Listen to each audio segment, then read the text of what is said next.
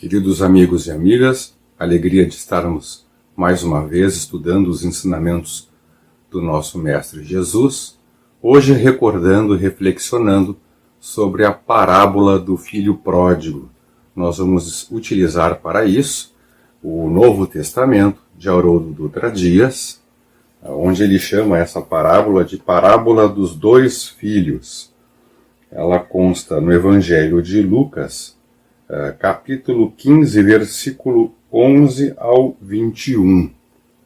Nós vamos assistir um pequeno vídeo sobre essa parábola e posteriormente nós vamos reflexionar, analisando os personagens dessa parábola e fazendo uma análise, uma reflexão íntima a respeito do que esses personagens têm a ver conosco.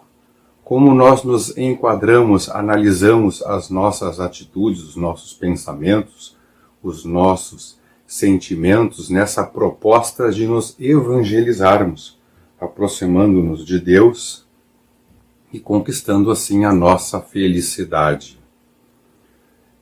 Então, convido todos a permanecerem assistindo esse vídeo até o final, pois que no final do vídeo nós iremos fazer algumas recomendações baseadas nos ensinamentos do nosso Mestre Jesus.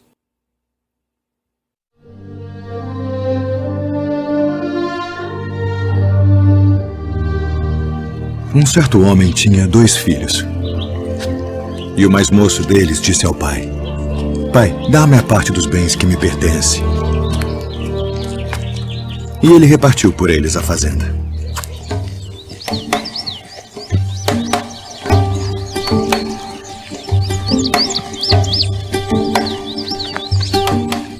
E poucos dias depois, o filho mais novo, ajuntando tudo, partiu para uma terra longínqua. E ali desperdiçou seus bens, vivendo dissolutamente.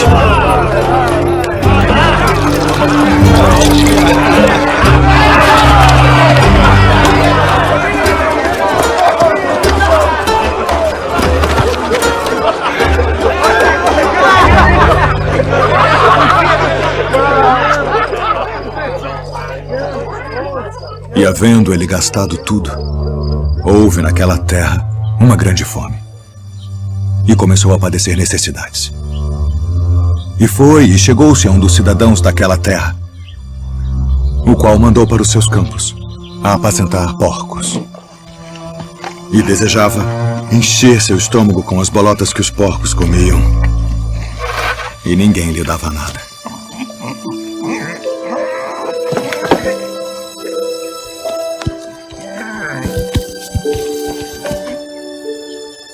E tornando em si, disse: "Quantos jornaleiros de meu pai têm abundância de pão e eu aqui pereço de fome. Levantar-me-ei e irei ter com meu pai e dir-lhe-ei: Pai, pequei contra o céu e perante ti. Já não sou digno de ser chamado teu filho. Faz-me como um de teus jornaleiros." E levantando-se, foi para seu pai. E quando ainda estava longe, viu-o seu pai. E se moveu de íntima compaixão. E correndo, lançou-se ao pescoço e o beijou, e o filho lhe disse: "Pai, pequei contra o céu e perante ti, e já não sou digno de ser chamado teu filho."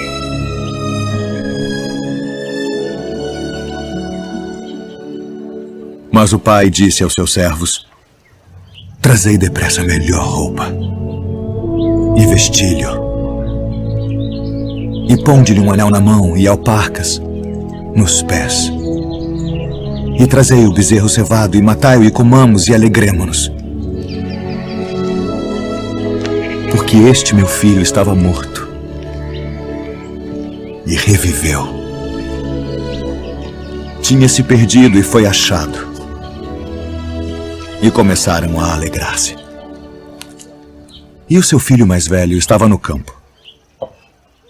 E quando veio e chegou perto da casa, ouviu a música e as danças. E, chamando um dos servos, perguntou-lhe que era aquilo, e ele lhe disse: veio teu irmão. E teu pai matou o bezerro cevado, porque o recebeu são e salvo. Mas ele se indignou e não queria entrar. E saindo o pai instava com ele. Mas, respondendo, ele disse ao pai: eis que te sirvo há tantos anos,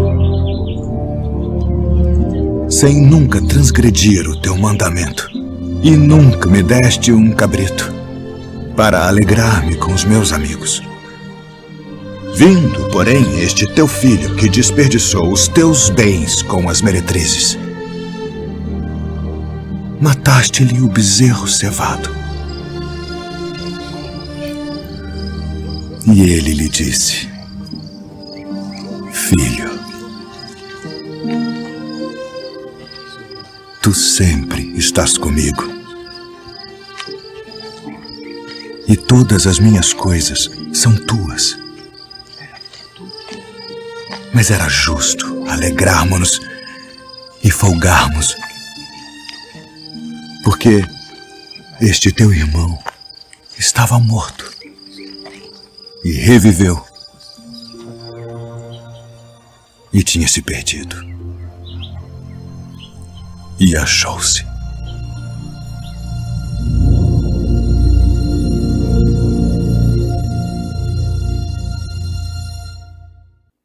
Vamos então analisar o texto, essa parábola. Nós temos aqui 3 personagens centrais. Ao nos referirmos a esses personagens, vamos fazer uma análise, vamos pensar assim: será que eu estou agindo como este ou como aquele personagem? Tenho alguns traços de personalidade semelhantes a algum destes personagens? Porque aqui nós também temos orientações de conduta. Então, inicialmente nós vemos na parábola, tá, que é colocado ali que existe um pai, que ele possui uma terra, tá, uma fazenda, onde ele tem lá seus servos, os seus criados, tá, todos assalariados. E tem 2 filhos. Tem o filho mais velho, tá, que esse naquela cultura, naquela sociedade hebraica, ele seria o herdeiro principal desse pai, herdando a maior parte da sua fortuna, e nós tínhamos ali um filho mais jovem, mais novo, que receberia uma parte menor conforme a lei dos judeus. Jamais se admitiria naquela época que um filho viesse pedir ao pai a sua parte da herança antes que esse pai morresse. Então isso era uma falta grave, gravíssima. Se fosse comparado a um pecado, seria um pecado assim o máximo, praticado por alguém que viesse pedir para o pai a sua parte da herança. Isso não seria dado. Então Jesus já faz essa parábola, e nesse momento ele estava na Galileia falando com os camponeses, e já chamou a atenção, porque Jesus ali fala de uma situação que seria impossível naquela cultura. Seria um ultraje, um crime, um filho pedir o adiantamento da sua herança. Seria como que pedir que o seu pai morresse para que ele pudesse receber. Então Jesus já chama a atenção daquela multidão que ouvia a parábola, porque estava falando de uma situação que era impossível para aquela cultura, um ultraje, um crime. Se isso realmente acontecesse naquele período, esse filho seria expulso da sociedade judaica. Seria considerado um criminoso e iria perder a sua herança, seria deserdado. Mas nessa parábola, Jesus desenvolve o texto, a história, contando que o pai deu para esse filho a sua parte da herança. E esse filho faz o que então? Cometendo esse crime contra o pai, né, que diz que desonra, que tira a sua dignidade perante a família e perante a sociedade, esse filho parte com a sua herança. Nós já vemos ali que esse crime que ele comete é um crime também contra toda a sociedade, porque ele não quer mais trabalhar. Todos nós reencarnamos, todos nós nascemos para trabalharmos. Se quisermos saber um pouco mais a respeito da lei de trabalho, que é uma das leis divinas, podemos consultar ali a parte terceira de O Livro dos Espíritos, que fala da lei de trabalho. Na natureza todos trabalham, as plantas, os animais, o próprio átomo, por exemplo, tem ali os seus elétrons que não se negam a girar na sua órbita, mantendo o equilíbrio, a organização das moléculas e sustentando a matéria. Nós vemos também os anjos. Os anjos, os espíritos no mais alto grau de evolução, tal qual Jesus, não se negam a cocriarem o universo. As plantas não se negam a capturar o gás carbônico e devolver para a natureza o oxigênio. Os animais se reproduzem e mantêm o ecossistema de toda essa natureza para que haja uma progressão, uma evolução, não somente das espécies e a manutenção da vida, como também a manutenção de todo o ecossistema que nós podemos chamar de cosmos. Então todos nós devemos exercer o nosso papel, fazendo assim parte da providência divina. E esse filho aqui não quis. Ele quis usufruir dos recursos do trabalho do pai dele, né, utilizando da herança, para ir então para o mundo, usufruir de prazeres, que podemos chamar então de mundanos, que são prazeres do mundo, esquecendo que ele era um ser, acima de tudo, espiritual. Tá? O termo pródigo, ele tem a ver, o significado dele, um filho que seria pródigo seria um filho que estivesse vivendo dissolutamente, com devassidão e de forma libertina. E foi isso que esse filho fez. Esse filho saiu, foi por uma cidade distante e gastou lá toda a fortuna que ele havia recebido do pai. Só que chegou um momento que ele ficou pobre e essa cidade passou por um período de enorme carência. O que aconteceu então? Ele já então faminto, sem recursos foi trabalhar junto de alguns cidadãos que possuíam campos. E o que ele ia fazer lá? Ele ia apacentar, ele ia alimentar porcos. E aí está lá esse filho ingrato, né, alimentando os porcos com um alimento que não era digno das pessoas, de seres humanos. Era um alimento que era dado para os animais. Aí passava ele naquela condição de penúria, de dificuldades, dentro daquele local onde ficavam os porcos, na sujeira, e começava a reflexionar na sua situação de miséria material. Ele começou a reflexionar a respeito da vida que ele tinha, como que o pai o tratava. E ele constatou, chegou à conclusão de que ele havia sido um filho ingrato, que o que ele pediu para o pai era um absurdo. E recordou como que os servos, os criados do pai dele, viviam lá, naquelas terras do pai.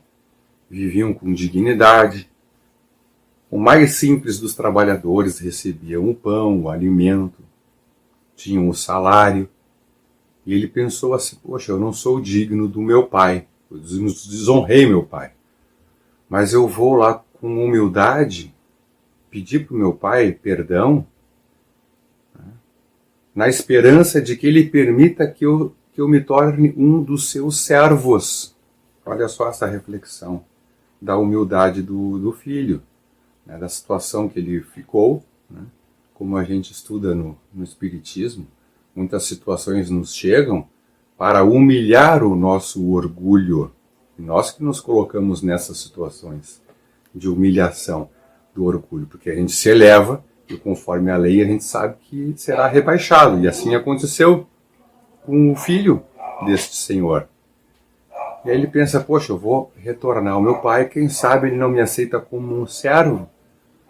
Porque na pior situação que eu possa estar lá, eu ainda terei dignidade, terei alimento, terei abrigo, serei tratado com respeito e poderei contribuir para essa comunidade da qual ele havia se afastado.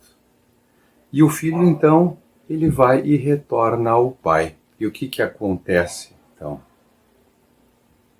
O que acontece é que o pai, vendo o filho retornar, cabisbaixo pela estrada, já próximo dessa fazenda, ele vê o filho e se enche de compaixão. Olha que interessante, né? Esse termo que é utilizado nesta passagem, compaixão. Ou seja, ele entra em compasso, ele desenvolve a empatia, consegue perceber o sentimento do filho. E o que ele faz? Ele corre e vai abraçar o filho e fica feliz com isso. Vamos fazer uma análise, então, até essa parte aqui. Todos nós erramos, todos nós cometemos os nossos pecados, que podem ser entendidos como tropeços, equívocos durante a nossa evolução. Nós queremos ser felizes e achamos que aquilo que nos dá sensação física agradável, aquele prazer físico, é felicidade. Acabamos descobrindo que não é felicidade.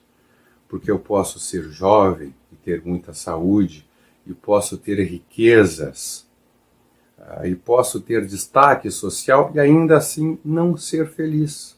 Nós não vemos isso. Quantas pessoas usufruem da beleza física, que é material, da riqueza material, que tudo pode comprar, do sucesso, do destaque entre os homens, a dita fama, mas tem que tomar antidepressivos para dormir, porque são infelizes. E esse filho, ele era equivocado. Como nós que vivemos num mundo de provas e expiações, um dos propósitos do Espiritismo é vencer o materialismo, para que percebamos nós que a nossa realidade, a nossa essência é espiritual. E esse filho pediu algo que era absurdo para o pai. Imagina o desgosto desse pai, né, de pensar assim, poxa, o meu filho deseja a minha morte porque quer minha herança. Eu vou dar para ele a parte dele então. O pai poderia ficar ali muito magoado, muito ressentido. E não perdoar esse filho. Mas pelo contrário, o pai acolhe o filho, porque o filho passou numa situação que nós somos convidados, através do sofrimento, a despertarmos. A gente que faz a escolha, a gente pode optar pelo amor, e às vezes nós escolhemos a dor. E essa dor, ela vem porque nos afastamos das leis divinas, não cumprimos as leis divinas. O primeiro mandamento que nós temos lá no Decálogo, tá? Nós temos lá que Deus coloca que é Ele que nos criou, Ele é o nosso Senhor. Não devemos adorar a ninguém mais senão a Ele. E a maneira de adorar a Deus é cumprindo as suas leis. Hoje nós vemos muitos falsos cristos, falsos profetas, o que são muitos dos influenciadores, se não falsos profetas, com promessas de realizações, de felicidades, que são fugazes e ilusórias. Esse filho, através do sofrimento, despertou. E aí então ele retorna ao pai pedindo assim, que ele possa servir ao pai. E não é esse o nosso propósito na reencarnação, de servirmos? Muitas pessoas dizem que amam e iniciam relacionamentos a fim de se servirem. Fazem os seus projetos individuais às custas do trabalho e do serviço do outro e dizem que amam. Aí então logo não são correspondidos, já abandonam a família, o cônjuge, os filhos, por vezes também abandonam o próprio trabalho, a profissão que exercem, esquecendo que o nosso papel é de servir. E feliz aquele que sabe fazer os outros felizes, de maneira cristã, mostrando que o verdadeiro prazer é o da consciência tranquila. Essa felicidade todos nós podemos ter, que é a felicidade daqueles que têm o sono dos justos. Hoje sofri, hoje tive dificuldades, mas cresci, evoluí e servi a Deus. Servi a Deus auxiliando os outros. Lembrando a frase de Francisco Cândido Xavier, de que Deus socorre a criatura através da criatura.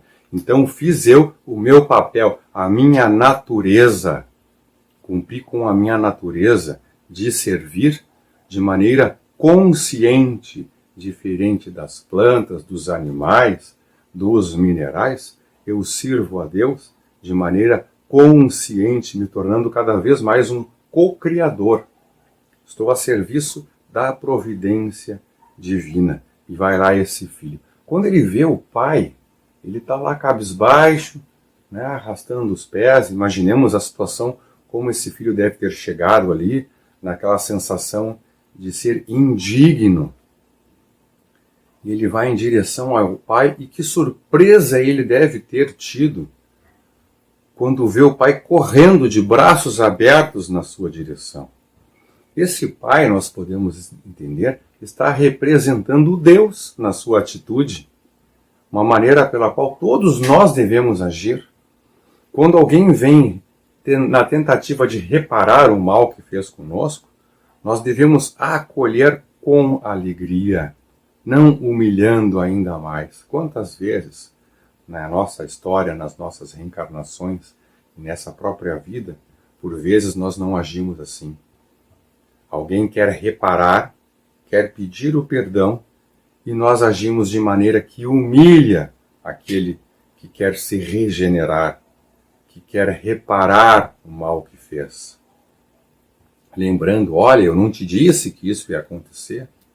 E por vezes esperando que o outro se desculpe conosco, para que a gente venha a perdoar o outro.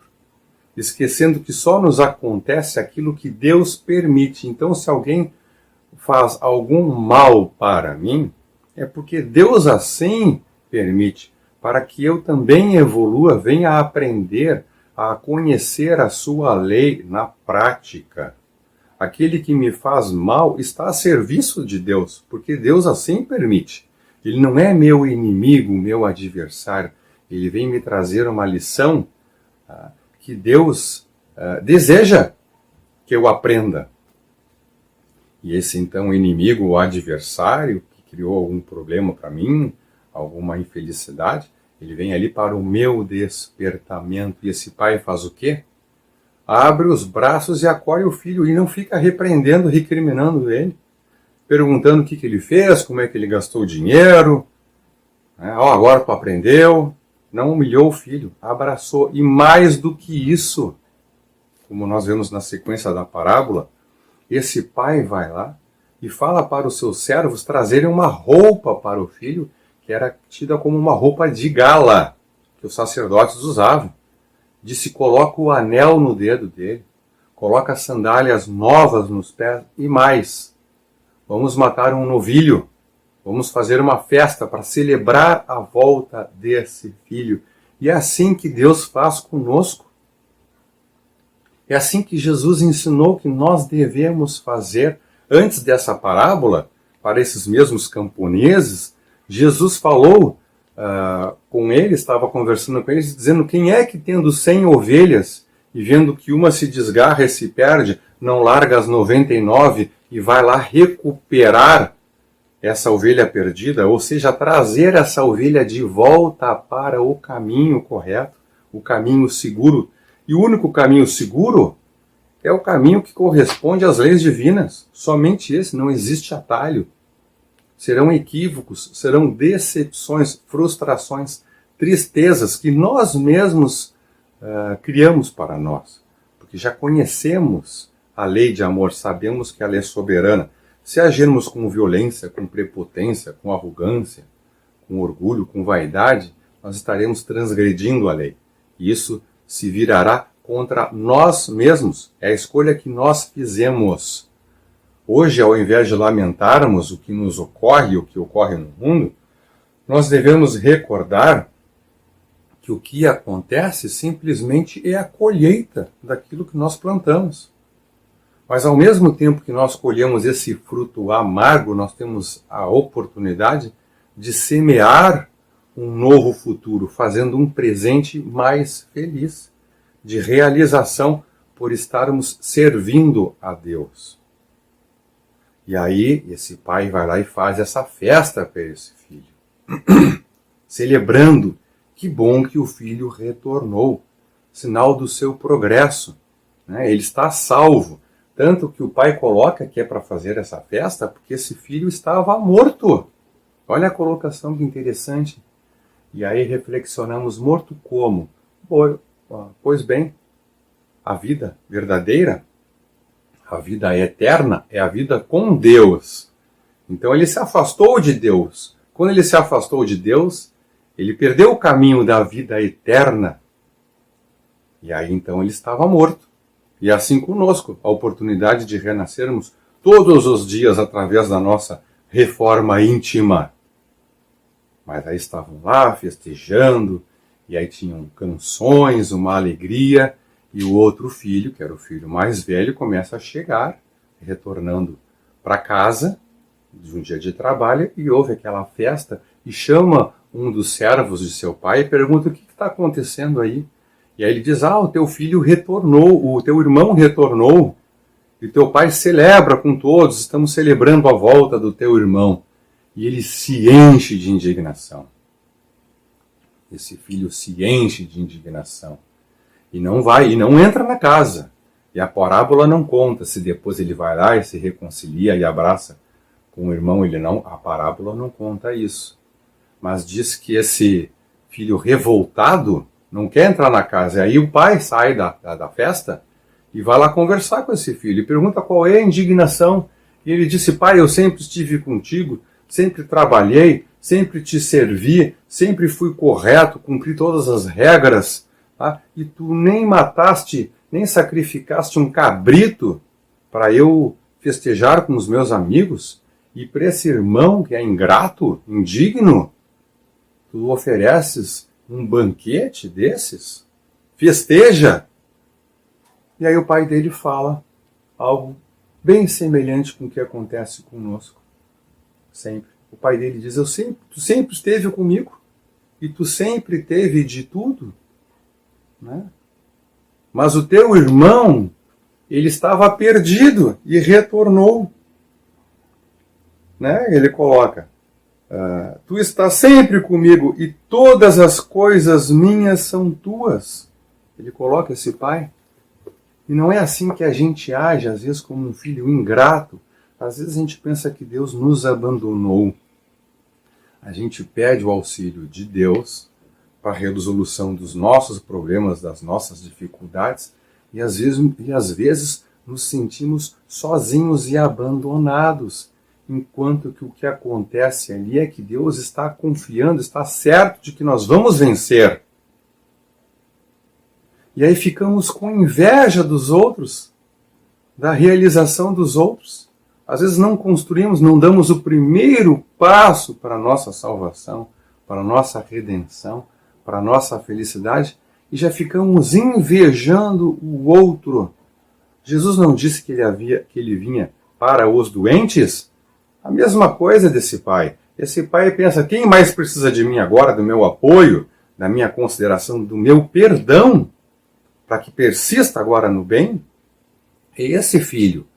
Pois perdoando o filho, ele tira do filho aquele peso da culpa. E quantos de nós ficamos imobilizados, engessados no sentimento da culpa, improdutivos? E o pai aí está aliviando aquele fardo das costas do filho, fardo que o filho mesmo colocou, dizendo agora segue esse caminho tal qual Jesus diz, que o fardo dele é leve, o jugo é suave. Agora esse filho poderia progredir para o encontro com a felicidade, para a realização, servindo a todos. Esse filho não entendeu o que o pai colocou. Parece que a parábola se encerra ali e esse filho ainda não tenha entendido, talvez estivesse ali alimentando ainda o sentimento de inveja, de indignação. O pai não disse que ele estava sempre com ele, que ele tinha tudo. Para que aquela indignação? E às vezes nós ficamos indignados assim, porque achamos que a vida não é justa, que nós estamos sofrendo, enquanto que na verdade estamos simplesmente colhendo o que nós semeamos. Um dia a colheita vem e o fruto vai ser conforme o que nós semeamos, o que nós plantamos. Não há como fugir disso. Nenhum de nós vai fugir. E aí cabe uma reflexão diante do sofrimento. O que eu preciso melhorar em mim para que eu seja mais feliz? Para que eu possa me libertar desse sofrimento, primeiramente retornar ao encontro do Pai, tal qual o Filho. Nós vivemos hoje um período de sofrimento mundial, é um sofrimento coletivo, e esse sofrimento vai se estender durante todo o período de transição planetária. E o nosso mundo só será feliz quando esse planeta se tornar um mundo feliz ou ditoso. Isso vem depois de um mundo de regeneração. A nossa proposta agora é de sermos justos, para experimentarmos a justiça, a equidade, a bondade. Que não haja no mundo mais o orgulho, a vaidade, porque isso é característica de um mundo de regeneração, onde as pessoas já não agem com inveja, com orgulho, agem pelo bem comum, pelo bem de todos, sem a vaidade, sem a arrogância, olhando para todos e para tudo, compreendendo como que nós devemos servir. Essa parábola, então, nos traz muitas reflexões. Nós devemos nos comportar como o Pai que perdoa, aproximando, incentivando, acolhendo, amando. Nós devemos agir como o filho que humildemente reconhece o seu erro e não se demora a retornar ao Pai a fim de servir, de viver nessa família fraterna, universal que Deus nos promete e que depende das nossas atitudes, dos nossos sentimentos mais elevados. Devemos evitar de ficarmos olhando para a vida dos outros, nos comparando, porque todos sofrem, todos têm dificuldade. E às vezes a pessoa olha na vida do outro algo que parece bom, que parece bonito, que parece feliz, mas não conhece tudo que está envolvido ali, se aquilo é uma verdade, se aquilo é real, se aquilo não é fake, não é falso, não é uma mentira para as aparências sociais. Né? E também não compreendemos quando olhamos alguma felicidade do outro o que mais acontece, porque as pessoas querem só o que é de bom, mas não querem o combo completo.